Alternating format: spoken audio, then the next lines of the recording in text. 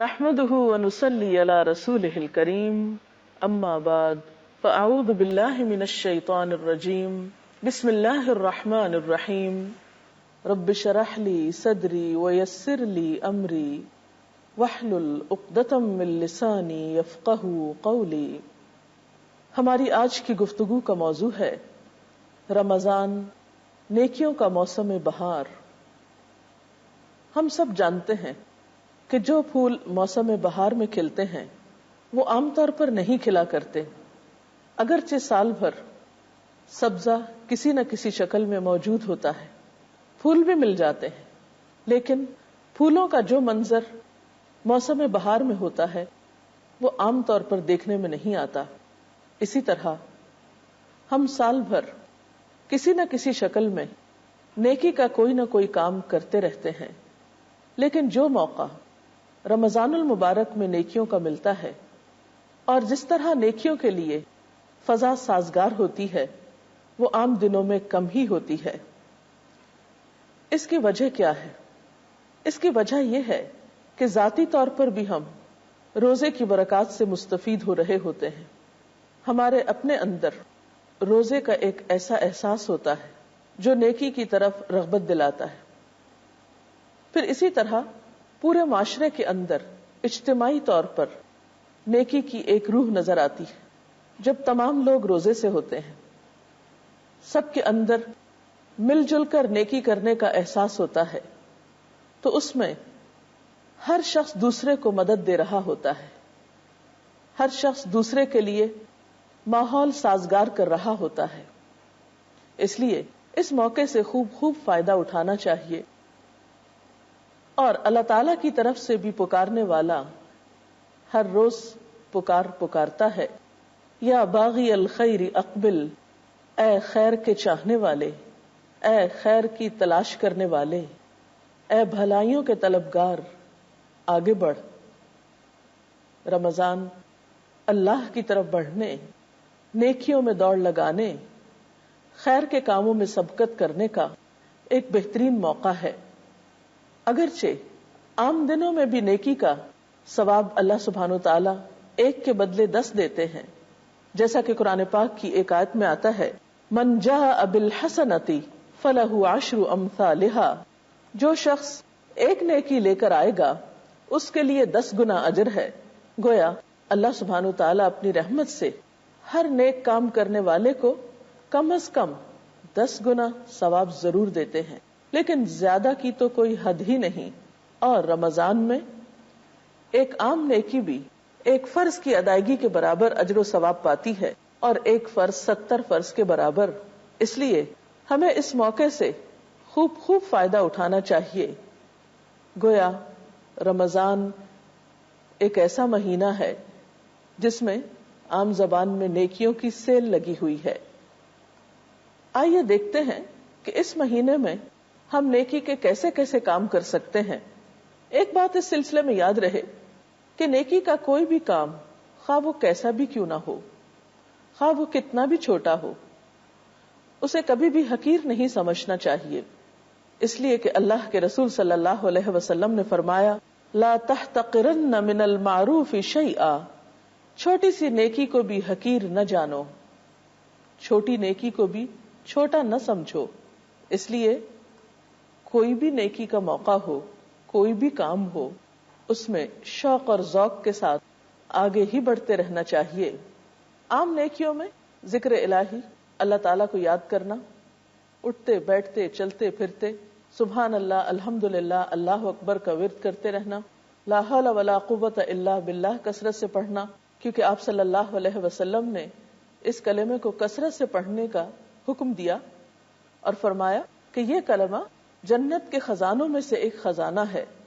اسی طرح درود شریف کی کثرت، اگر لمبا درود شریف نہ بھی پڑھ سکیں تو اتنا کہنا، اللہم صلی علی محمد، یا صلی اللہ علیہ وسلم، یا اللہم صلی وسلم علی نبینا محمد. اس کا ذکر آسانی سے کیا جا سکتا ہے. پھر اسی طرح قرآن پاک کی تلاوت، اگر کچھ حصہ زبانی یاد ہو تو اس کو دہراتے رہنا. نمازوں میں فرائض کے علاوہ نوافل کی طرف توجہ رکھنا، طہارت کا خاص اہتمام کرنا، آپ صلی اللہ علیہ وسلم کی سنت پر عمل کرتے ہوئے مسواک کی کثرت، عام دنوں میں بھی لیکن خصوصاً رمضان میں. اور ویسے بھی آپ جانتے ہیں کہ مسواک کے ساتھ پڑھی جانے والی نماز مسواک کے بغیر پڑھی جانے والی نماز پر 70 گنا زیادہ فضیلت رکھتی ہے، یعنی اس کا اجر اتنا زیادہ بڑھ جاتا ہے. پھر اسی طرح یہ ہے کہ انسانوں کے ساتھ معاملات کرتے وقت خوش اخلاقی کا ثبوت، سلام کرنے میں پہل. آپ صلی اللہ علیہ وسلم نے فرمایا لوگوں میں اللہ کے قریب تر وہ شخص ہے جو لوگوں کو سلام کرنے کی ابتدا کرے. ایک معمولی سا کام ہے لیکن آپ ابتدا کر کے اللہ تعالیٰ کا قرب حاصل کر لیتے ہیں. حضرت عبداللہ بن عمر کے بارے میں آتا ہے کہ وہ بعض اوقات گھر سے صرف اس غرض سے نکل جایا کرتے تھے کہ راستے میں جو بھی ملے گا اس کو سلام کر لوں گا اور اس طرح نیکیوں میں اضافہ ہوگا. اسی طرح چونکہ یہ مہینہ ہمدردی اور غمخواری کا ہے، دوسروں کے کام آنے کا ہے، تو ایسے لوگ جو بیمار ہوں ان کی عیادت کا خاص طور پر اہتمام. حضرت علی رضی اللہ تعالیٰ عنہ فرماتے ہیں کہ میں نے نبی صلی اللہ علیہ وسلم کو فرماتے ہوئے سنا، جو کوئی مسلمان صبح کے وقت کسی دوسرے کی عیادت کو جاتا ہے، یعنی بیمار شخص کی، تو شام تک 70,000 فرشتے اس کے لیے دعائے خیر کرتے ہیں. ایک معمولی سا عمل آپ کے درجات میں کتنے اضافے کا سبب بن سکتا ہے. ضروری نہیں کہ آپ اپنے رشتہ داروں یا دوستوں وغیرہ کی عیادت کے لیے جائیں ان کی بیماری کی صورت میں، بلکہ آپ کسی ہسپتال میں، کسی کلینک میں جا کر یہ خدمت انجام دے سکتے ہیں اور اجر و ثواب پا سکتے ہیں. اور خاص طور پر کسی ایسے شخص کے ساتھ نیکی کرنا جس سے بدلے کی توقع نہ ہو، وہ نیکی کہیں زیادہ بہتر ہے.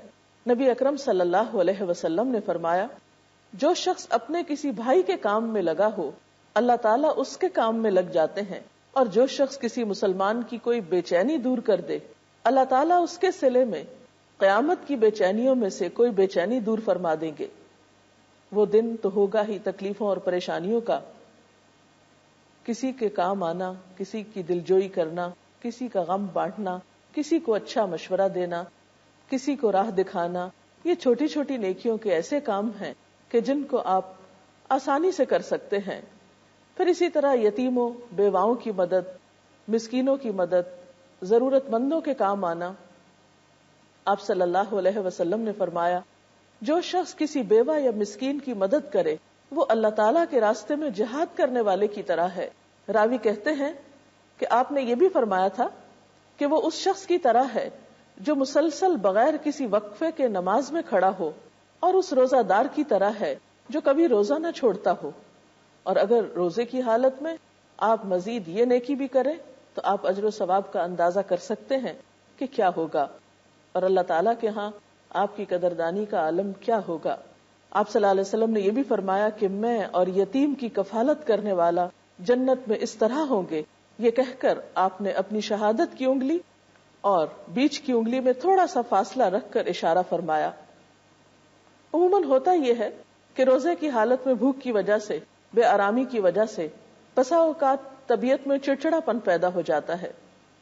ایسے میں خوش اخلاقی کا ثبوت دینا عام دنوں کی نسبت ذرا مشکل کام ہوتا ہے، لیکن اگر کوئی شخص رمضان میں شعوری کوشش کے ساتھ خوش اخلاقی کا ثبوت دے تو اس کے لیے بھی بہت اجر ہے. آپ صلی اللہ علیہ وسلم نے فرمایا قیامت کے دن مومن بندے کی میزان میں کوئی چیز خوش خلقی سے زیادہ وزنی نہ ہوگی، یعنی سب سے بھاری نیکی انسان کے میزان میں خوش اخلاقی ہوگی. اور اللہ تعالیٰ فحش گو اور بےہودہ گو شخص کو سخت ناپسند فرماتے ہیں، یعنی ایسے لوگ اللہ تعالیٰ کو پسند نہیں. آپ نے یہ بھی فرمایا کہ مومن اپنے حسن اخلاق سے اس شخص کے درجے تک پہنچ جاتا ہے جو روزہ دار ہے اور نماز میں کھڑے رہنے والا ہے. یعنی بڑی بڑی عبادات میں جو ثواب لکھا گیا ہے وہ خوش اخلاق انسان اپنی خوش اخلاقی کی وجہ سے پا لیتا ہے. پھر اسی طرح راستے سے تکلیف دہ چیز کو دور کر دینا. آپ صلی اللہ علیہ وسلم نے فرمایا ایمان کی 70 سے اوپر شاخیں ہیں اور ان میں افضل ترین لا الہ الا اللہ پڑھنا ہے اور ادنا ترین راستے کی تکلیف کو دور کر دینا ہے. اور راستے کی تکلیف سے مراد صرف کسی سڑک سے ہی کوئی چیز ہٹانا نہیں ہے، اس سے مراد کسی بھی جگہ، خواہ آپ اپنے گھر کے اندر ہی کیوں نہ ہو، کوئی ایسی چیز جو آپ کو خود چلنے میں یا گھر کے کسی فرد کو، عموماً بزرگوں کو یا بچوں کو چلنے میں تکلیف دے رہی ہو یا راستے میں رکاوٹ بن رہی ہو، یا کوئی چھلکے وغیرہ ہوں جو پھسلن کا سبب بن سکتے ہوں، ایسی چیزوں کو معمولی کوشش کے ساتھ راستے سے ہٹایا جا سکتا ہے. آپ صلی اللہ علیہ وسلم نے فرمایا راستے سے گندگی دور کر دو تو یہ بھی صدقہ ہے. بعض اوقات لوگ راستوں میں کوڑا کرکٹ پھینک دیتے ہیں، تو ان چیزوں کا بھی اہتمام کرنا ایک نیکی ہے. پھر اسی طرح بعض اوقات آپ کچھ خرید فروخت کرنے کے لیے نکلتے ہیں گھر سے، یا کسی انسان کے ساتھ کوئی معاملہ کرتے ہیں تو کسی بات پر آرگیومنٹ ہو جاتی ہے، بحث مباحثہ یا تکرار شروع ہو جاتی ہے.